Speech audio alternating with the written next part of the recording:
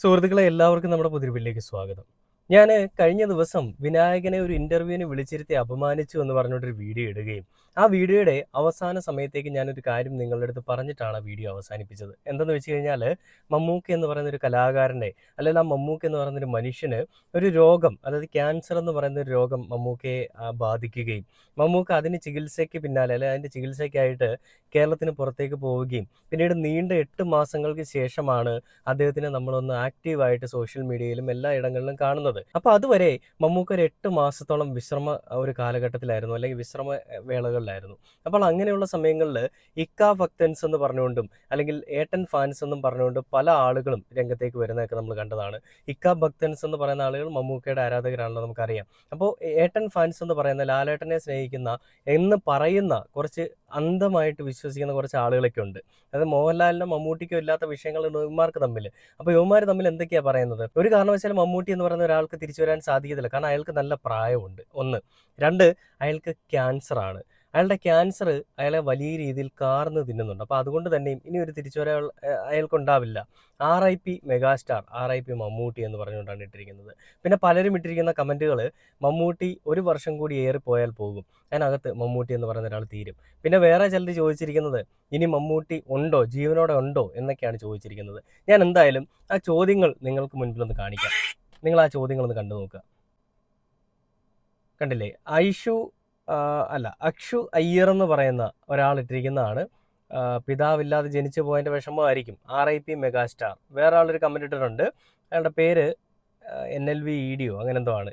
ചത്തോ, എന്തായി, ഒരു വിവരവും ഇല്ലല്ലോ, ഡിസ്ചാർജ് ആയോ? ഇക്ക ചാവും, ക്യാൻസർ അല്ലേ, നീ വെയിറ്റ് ചെയ് ബുണ്ടൈ. 1 ഇയർ കൂടിപ്പോയാൽ തട്ടിപ്പോകും, ക്യാൻസർ വന്നു എന്നൊക്കെ പറഞ്ഞിട്ട് മെഗാസ്റ്റാർ ഇപ്പോൾ ജീവനോടെ ഉണ്ടോ എന്ന് ചോദിക്കുകയാണ്. അപ്പോൾ അതിന് മറുപടിയായിട്ട് തന്നെയാണ് ഇക്ക ഭക്തൻസ് എന്ന് പറയുന്ന ഒരു ചാനൽ അവർ വീഡിയോ ഇട്ടിരിക്കുന്നത്. അവരിട്ടിരിക്കുന്ന വീഡിയോയിൽ ഇങ്ങനെയാണ് പറഞ്ഞിരിക്കുന്നത്: ഇങ്ങേർക്ക് വിധി എഴുതിയവന്മാരുടെ വരെ വിധി ഇപ്പോൾ തല കുണിക്കുന്നുണ്ടാവും, ഏതാ ഐറ്റം എന്ന് പറഞ്ഞുകൊണ്ടാണ് അവർ പറയുന്നത്. അപ്പോൾ ഇതിൽ ഈ വീഡിയോയുടെ താഴെ ഒരാളൊരു കമൻറ്റ് ഇട്ടിട്ടുണ്ട്. ഒരാളല്ല, ഒരുപാട് ആളുകൾ കമൻറ്റ് ഇട്ടിട്ടുണ്ട്. അതിൽ പറയുന്നത് ഇങ്ങനെയാണ്: എന്നായാലും മണ്ണ് പറ്റണ ഒരു ദിവസമുണ്ട്, പക്ഷേ ആ കലണ്ടർ ഇതുവരെ അച്ചടിച്ചിട്ടില്ല. നിന്റെയൊക്കെ കൂട്ടത്തോട് പോയി പറ ഇക്ക വീണ്ടും കളത്തിൽ ഇറങ്ങിയിട്ടുണ്ടെന്നുള്ളത്. എന്തൊക്കെ കമൻ്റാണോ, ഒരു മര്യാദയൊക്കെ വേണ്ടേ? കമൻ്റ് ഇട്ടാ അത് വിളിക്കാൻ പറ്റില്ല, ഞാൻ അതുകൊണ്ട് വിളിക്കുന്നില്ല. തിരിച്ചു വരില്ല എന്ന് കരുതിയ തച്ചോളി ഫാൻസ് തിരിച്ചു വരവിൻ്റെ മൂർച്ച ഒന്നുകൂടെ കൂട്ടി അല്ലെങ്കിൽ കൂടി ഇക്കയ്ക്ക്. സാറ ജോർജെ മരിപ്പിനുള്ള വടയും ചായയും തരുന്നുണ്ട്.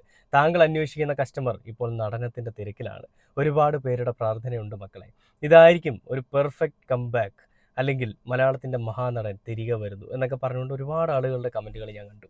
അപ്പോൾ ഇതിൽ മമ്മൂട്ടി ചത്തു, മമ്മൂട്ടി ഇനി ഉണ്ടാവില്ല, ക്യാൻസർ മമ്മൂട്ടിയെ നശിപ്പിച്ച് കളഞ്ഞു, മമ്മൂട്ടിയുടെ കലാജീവിതം അവിടെ അവസാനിച്ചു എന്നൊക്കെ ആഗ്രഹിക്കുന്ന, അങ്ങനെയൊക്കെ ആവണമെന്ന് വിചാരിച്ചിരിക്കുന്ന ഒരുപാട് ആളുകളുണ്ട്. മമ്മൂക്ക കഴിഞ്ഞ ദിവസം പോലും ഒരു വേദിയിൽ വെച്ച് പറയുന്നൊരു കാര്യമുണ്ട്. ആ വേദിയിൽ വെച്ച് മമ്മൂക്ക പറയുന്നത് ഇങ്ങനെയാണ്: എനിക്കൊരു അസുഖം വന്നു കിടന്നപ്പോൾ എന്നെ ആരാധിച്ച, അല്ലെ എന്നെ സ്നേഹിച്ച, ഒരു നേരം പള്ളിയിൽ പോയി ദുവാ ചെയ്യാത്ത ഒരാൾ പോലുമില്ല, അല്ലെ ഒരു നേരം പോലും ദുവാ ചെയ്യാത്ത ഒരു ആളുകൾ പോലുമില്ല. പല പള്ളികളിൽ പോയി നേർച്ചകൾ അർപ്പിക്കുന്നു, മെഴുകുതിരികൾ കത്തിക്കുന്നു.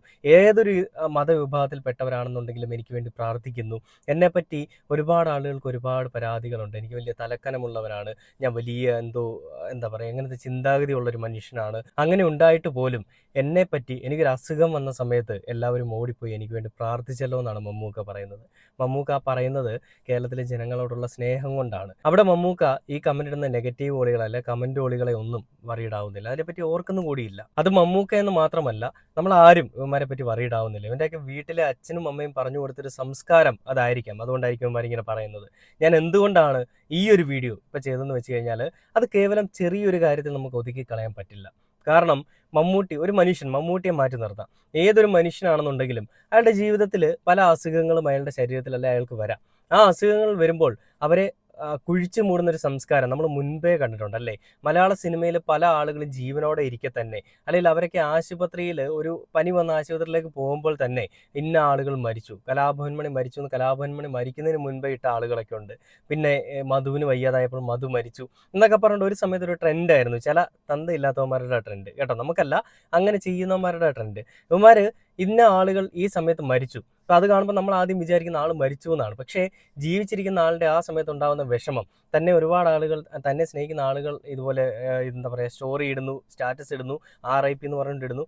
ഇങ്ങനെയൊക്കെയുള്ളൊരു സംസ്കാരം ഉണ്ടായിരുന്ന ഒരു സ്ഥലത്ത് നിന്ന്, അല്ലെങ്കിൽ ഒരു സമൂഹത്തിൽ നിന്ന് അതൊക്കെ മാറി നമ്മൾ നല്ല രീതിയിൽ, മലയാളികൾ നല്ല രീതിയിലൊക്കെ ഇങ്ങനെ കയറിപ്പോയിക്കൊണ്ടിരിക്കെ മമ്മൂട്ടി ഫാൻസ്, മോഹൻലാൽ ഫാൻസ് എന്ന് പറഞ്ഞുകൊണ്ട് ചില മരവാഴകൾ ഇവന്മാരിടുന്ന കമൻറ്റുകളാണ് ഈ പറയുന്ന രീതിയിൽ മമ്മൂട്ടിയെ വേദനിപ്പിക്കാനും അതേപോലെ തന്നെ മോഹൻലാലിനെ വേദനിപ്പിക്കാനും ഇവർക്ക് രണ്ടുപേർക്കും ഇടയിൽ തമ്മിൽ സ്പർദ്ധ ഉണ്ടാക്കാനും ഒക്കെ ശ്രമിക്കുന്നത്. അത് കമന്റ് ഇട്ട ആളുകളെ നോക്കി അറിയാൻ പറ്റും. എല്ലാം ഒരു യൂണീക്ക് നെയിം പോലെയാണ്. അതായത് ഒരു ഹിന്ദു ടച്ചുള്ള ഒരു പേരാണ്.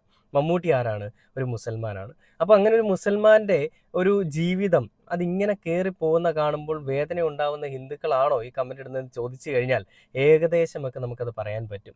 ഹിന്ദു രാഷ്ട്രം പടുത്തുയർത്താൻ വേണ്ടിയിട്ട് അഹോരാത്രം പണിയെടുക്കുന്ന ചാണകമിത്രങ്ങളൊക്കെ ഇല്ലേ, അവന്മാരുടെ പുത്രന്മാർ തന്നെയായിരിക്കും ഹിന്ദു എന്ന് പറഞ്ഞുകൊണ്ട് നടക്കുന്നത്.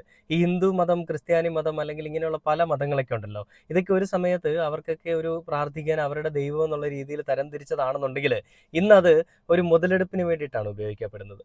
മതം എന്ന് പറയുന്നത് ഒരു വിശ്വാസമല്ല, ദൈവാരാധനയ്ക്കപ്പുറം ഒരു കൂട്ടം വിഭാഗത്തിൽപ്പെട്ട ആളുകളെ അടിച്ചമർത്താൻ വേണ്ടിയിട്ടും ഒരു വിഭാഗത്തിൽപ്പെട്ട ജനങ്ങളെ അടിമയെ പോലെ കാണാൻ വേണ്ടിയിട്ടും അവരെ അങ്ങ് തകർത്തെറിയാൻ വേണ്ടിയിട്ട് ഉപയോഗിക്കുന്ന ഒരു വാക്ക് കൂടിയാണ്, അല്ലെങ്കിൽ ഉപയോഗിക്കുന്ന ഒരു ഒരു അവരുടെ ഒരു ഐക്യം കൂടിയാണ് നമ്മൾ ഈ കാണുന്നത്. അതിൽ ജാതി, മതം എന്നൊക്കെ പറയുന്നത് ഒരേപോലെ കിടപിടിച്ച് നിൽക്കുന്ന, അല്ലെ ഒരേപോലെ നിൽക്കുന്ന കാര്യങ്ങളൊക്കെയാണ്. ഇതിൽ മമ്മൂട്ടി എന്ന് പറയുന്ന ഒരു മനുഷ്യനെ കൊന്നു കളയുന്നതിൽ കൂടി എന്താണ് ഇവന്മാർക്ക് കിട്ടാൻ പോകുന്നത്? വലിയൊരു കലാകാരനെ, ആ ഒരു കലാകാരനെ കേരളത്തിനും മലയാള സിനിമയ്ക്കും ഒക്കെ നഷ്ടമാവും. അതിനേക്കാളൊക്കെ അപ്പുറം മമ്മൂട്ടി എന്ന് പറയുന്ന ഒരു നല്ല മനുഷ്യനെ നമുക്ക് കാണാൻ പറ്റാതെയാവും. പക്ഷേ മമ്മൂട്ടി പൂർവാധികം ശക്തിയോടുകൂടി തിരികെ വന്നിരിക്കുകയാണ്. ഇതിലൊരു കമൻറ്റ് ഞാൻ കണ്ടിരുന്നില്ലേ, അതായത് ഞാൻ വായിച്ചു, മണ്ണ് പറ്റണ ഒരു ദിവസം വരും, പക്ഷേ ഈ മുതലിൻ്റെ ശരീരത്ത് മണ്ണ് പറ്റണമെന്നുണ്ടെന്നുണ്ടെങ്കിൽ അതിൻ്റെ വിധി ആർക്കും എഴുതാൻ സാധിച്ചിട്ടില്ല, അല്ലെങ്കിൽ അതിൻ്റെ വിധി ഇതുവരെയും തീരുമാനിക്കപ്പെട്ടിട്ടില്ല എന്നാണ് പറയുന്നത്.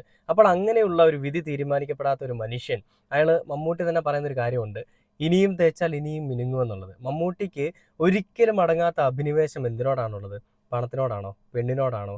മറ്റുള്ള എന്തെങ്കിലും വലിയ എന്താ പറയുക, ഈ രാജകീയമായിട്ടുള്ള ജീവിതത്തിനോടാണോ? ഒരിക്കലുമല്ല, അഭിനയത്തിനോടാണ്. ആ സിനിമയോടുള്ള, അല്ലെങ്കിൽ ആ അഭിനയത്തിനോടുള്ള ഒരിക്കലും അടങ്ങാത്ത അഭിനിവേശം തന്നെയാണ് മമ്മൂട്ടിയെ കൊണ്ട് പല കഥാപാത്രങ്ങളും ചെയ്യിക്കാനും മമ്മൂട്ടി എന്ന് പറയുന്നൊരു മനുഷ്യൻ പല കഥാപാത്രങ്ങൾക്ക് വേണ്ടിയിട്ടും തൻ്റെ ജീവിതം തന്നെ ഒഴിഞ്ഞു വെക്കുന്നത്.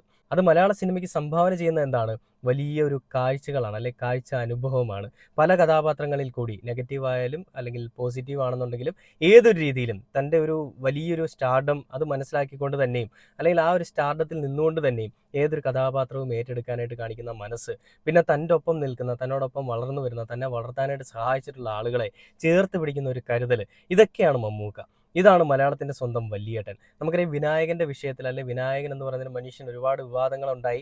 അങ്ങനെ ഒരാളെ സിനിമയിലേക്ക് എടുത്തു കഴിഞ്ഞാൽ ആ സിനിമയുടെ ഭാവി എന്താകുമെന്ന് പോലും ചിന്തിക്കാതെ വിനായകൻ എന്ന് പറയുന്നൊരു മനുഷ്യനിൽ വിശ്വാസം അർപ്പിച്ച്, വിനായകൻ എന്ന് പറയുന്ന മനുഷ്യൻ്റെ മനസ്സിനെ അറിഞ്ഞ്, വിനായകൻ്റെ സ്വഭാവ സവിശേഷതകളെല്ലാം അപ്പാടെ മാറ്റാനായിട്ട് മമ്മൂക്ക ചെയ്തൊരു പ്രവൃത്തിയുണ്ട്. വിനായകന് തൻ്റെ സിനിമയിൽ നായകനായിട്ടുള്ളൊരു വേഷം കൊടുത്തു. അത് കളങ്കാവൽ എന്ന് പറയുന്ന സിനിമയിലാണ്.